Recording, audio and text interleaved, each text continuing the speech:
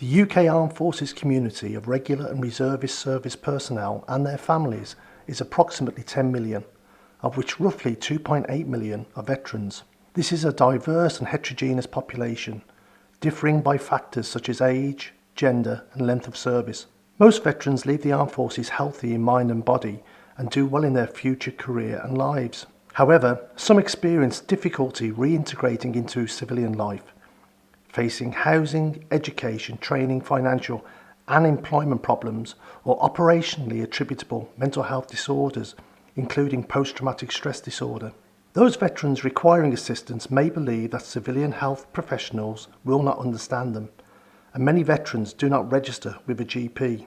To develop a better understanding of the needs of the armed forces community, 2 workshops and a focus group were held at the University of Chester in 2016 and 2017. Attendees were drawn from the local borough councils and charities, and the following observations are drawn from the attendees' view. General characteristics were that veterans are independent and proud. They miss the comradeship and team support they shared in the military. There are young veterans who leave the forces not knowing where to access help and return to a family that is not prepared. This group may show increased use of alcohol, smoking and illegal drugs. They feel they are misunderstood and are perceived as being angry. They tend to be quite cross and mistrusting of the state, so they feel let down by the council. Older veterans are more likely to have entrenched physical issues, including hearing loss or mental health problems, and may be socially isolated. The hidden veteran community is in care homes. Just another elderly gentleman or woman, never ask for help for themselves. Trauma for the soldier can have implications for their family. Military life is considered to be turbulent, including frequently moving home, and children may never learn to forge strong, lasting friendships. Employees need to be aware of this background. We had an issue with a member of staff. We didn't realise her son had returned from Afghanistan with injuries. As an organisation, we didn't know, and we have to change that. The range of services includes specific support from charities for housing, while schools can claim a premium for forces children who require one-to-one support. However, there is a disparity in levels of support available, a postcode lottery.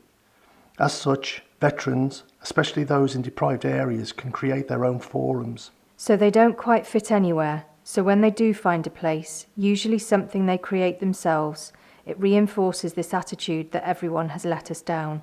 GPs are often unaware of their patient's service history, and there is a need for individualised and flexible approaches based on better engagement, collaboration and communication. Veterans need to be asked, have you or your family served? To enable this, GPs and nurses need better education. Veteran services should emphasise early prevention, shifting the paradigm from treatment to detection before problems occur. There needs to be assimilation, cooperation and sharing of information between public services and the MOD. There is a need to educate veterans who remain unaware of the problems they may face or the service provision available to offer support.